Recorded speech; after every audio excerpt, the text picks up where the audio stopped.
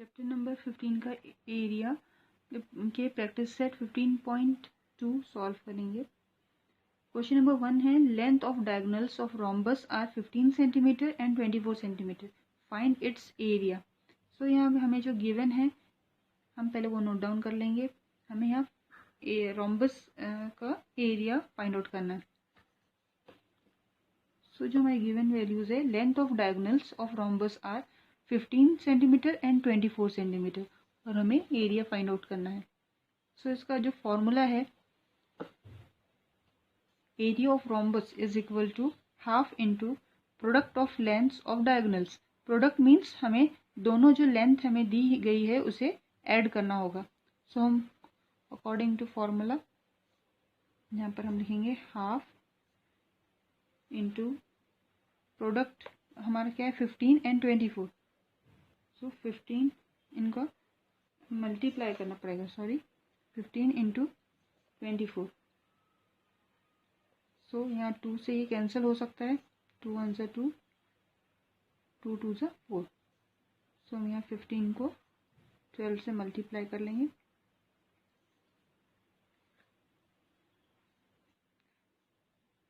One 80।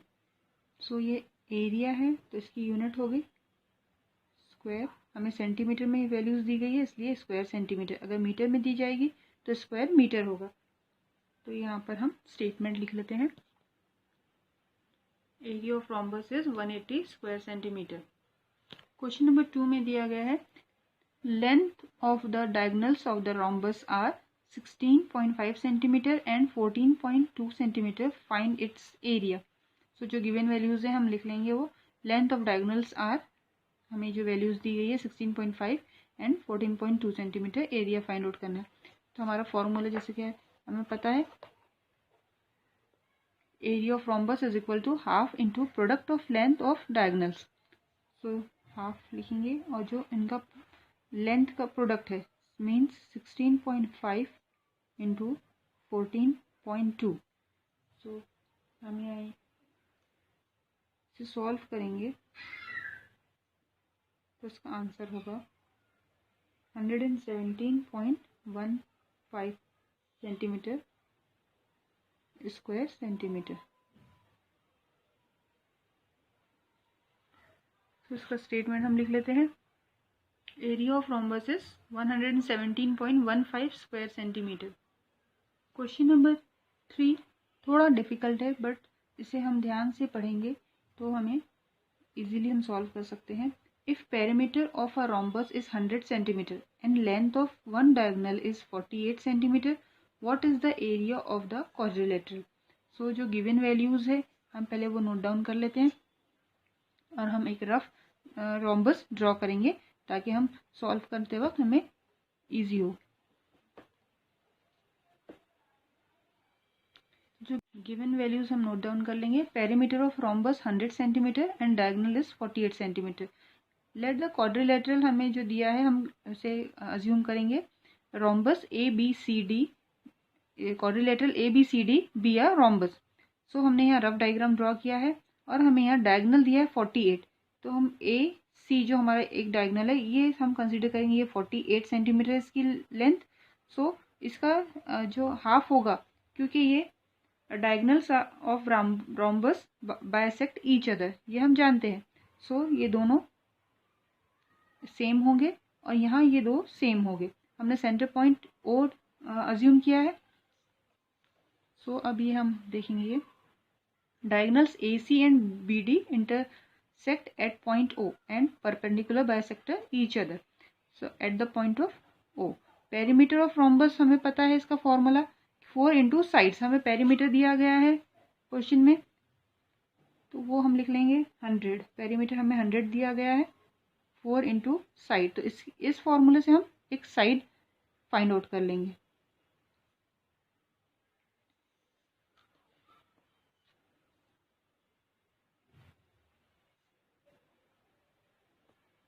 Hundred upon 4 means एक side की उसकी सेंटीमीटर में दी गई है हमें वैल्यूज। तो एक जो साइड होगा रोम्बस का, जो रोम्बस का एक साइड होगा उसकी वैल्यू होगी 25 सेंटीमीटर। ओके, और ये जब AC हमारा 48 दिया है तो क्योंकि ये परपेंडिकुलर है तो AO जो है ये हमें इसकी वैल्यू इसकी हाफ हो जाएगी, ये होगा 24 centimetre, half of the AC। Okay, अब हम ये वैल्यू 25 है तो यहाँ भी हर एक साइड की वैल्यू 25 होगी।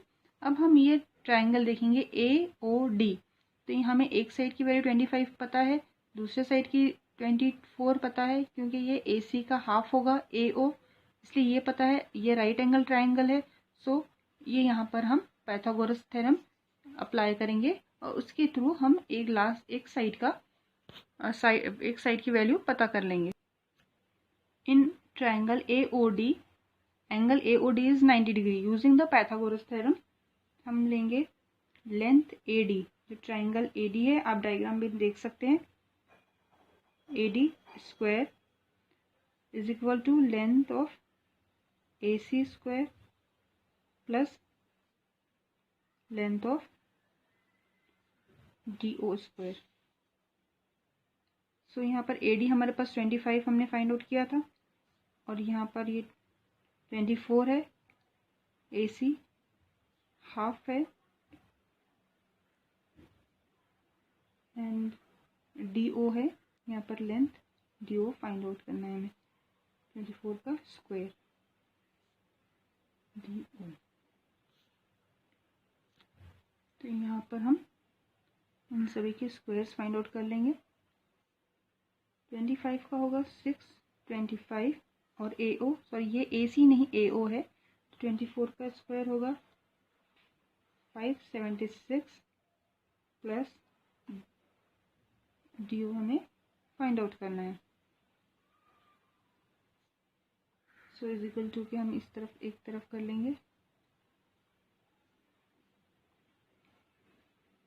625 माइनस 576 इज इक्वल टू, इसका आंसर होगा 49।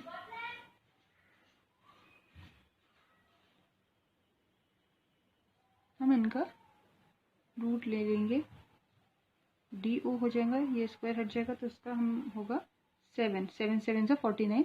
सो DO हमारा हमने फाइंड आउट किया 7 centimetre.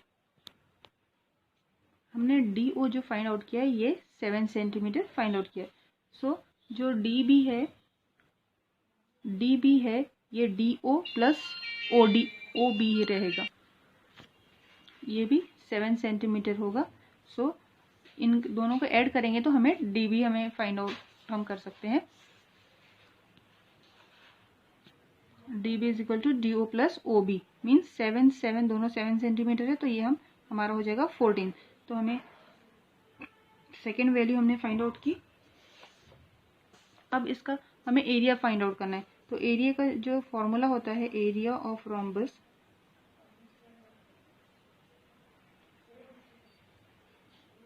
Is equal to half into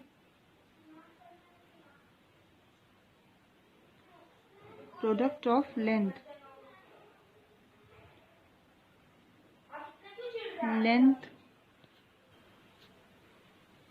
of diagonal.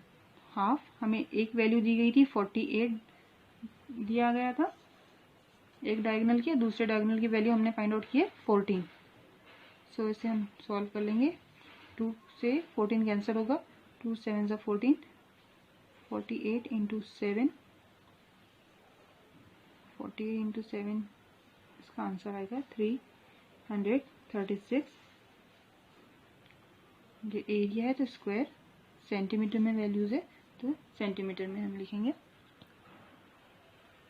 Therefore, the area of quadrilateral is 336 square centimeter. Question number 4 है, if length of diagonal of the rhombus is 30 centimeter and its area is 240 square centimeter, find the its perimeter. जो given values है हम वो note down कर लेंगे। Length of diagonal of a rhombus 30 centimetre दिया गया है, area of rhombus 240 square centimetre दिया गया है। तो पहले हम रफ डायग्राम ड्रॉ कर लेंगे रोम्बस का, ताकि हमें समझने में आसानी हो।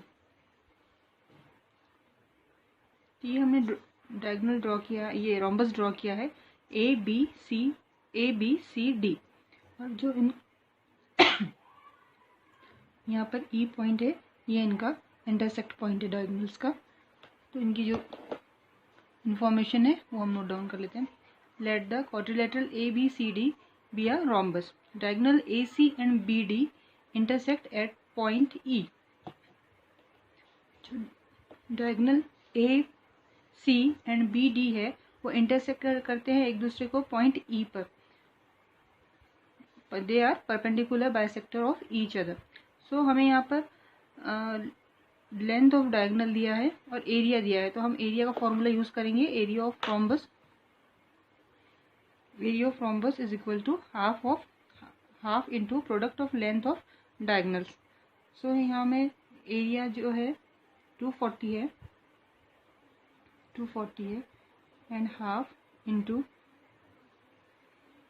प्रोडक्ट ऑफ, हमारा प्रोडक्ट डायगोनल्स का होगा तो diagonal length of AC into length of BD।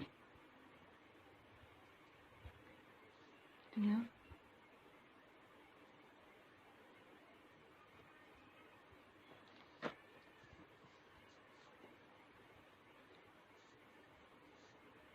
AC हमारे पास है 30 गिवन है और हमें BD फाइंड आउट करना है। सो ये हम लिखेंगे 2 से कैंसिल होगा, 2 1 ज़ा 2, 2 5 ज़ा 10, 15 इंटू BD 240। सो हम BD इज इक्वल टू के एक तरफ कर लेंगे 240 अपॉन 15, इनका आंसर आएगा 15 से कट करेंगे तो ये होगा 16। सो हमारी BD जो लेंथ है, length of BD is 16 centimetre. ये हमने फाइंड आउट किया। जैसा हमने रोम्बस में देखा था, जो एक डायगोनल हमें दिया गया है AC, उसकी वैल्यू है 30 सेंटीमीटर। सो इसका मतलब ये होगा क्योंकि ये बाइसेक्ट करते हैं एक दूसरे को, तो ये दोनों सेम होंगे, तो इनकी वैल्यूज 15 सेंटीमीटर प्लस 15 सेंटीमीटर होगी। हमने जो फाइंड आउट किया है BD हमारा 16 आया है। सो जो BE है ये होगा 8, इनका हाफ होगा, ये 8 सेंटीमीटर होगा और ये 8 सेंटीमीटर होगा। सो हमारे पास एंगल ट्राइंगल ABE में हमें दो साइड्स की वैल्यू मिल गई है 15 सेंटीमीटर एंड 8 सेंटीमीटर, और ये राइट एंगल है, इसलिए इस पर हम पाइथागोरस थ्योरम यूज़ कर सकते हैं। पाइथागोरस थ्योरम से हमें जो थर्ड साइड है इसकी वैल्यू हमें मिल जाएगी। BD is equal to 16, therefore BE is equal to 8 means half of BD. In triangle AEB, angle AEB is a 90 degree, means it is a right angle. We using Pythagoras theorem, length of AB square is equal to length of AE square plus length of BE square. So यहाँ पर हमने ये 15 हमारे पास था, already given था, और ये हमने फाइंड आउट किया है 8 होल स्क्वायर। सो इनका हम होल स्क्वायर निकालेंगे 225, 8 का 64 में ऐड करने के बाद होगा 289। तो ये स्क्वायर है। अब हम इनका स्क्वायर हटा देंगे तो ये होगा AB, स्क्वायर हटाने के बाद इसका स्क्वायर रूट ले लेंगे, ये होगा 17। तो ये हमारा एक साइड का ये आया। अब इसका हमको पेरीमीटर निकालना है, तो पेरीमीटर ऑफ रोम्बस का फॉर्मूला आपको पता है, जैसे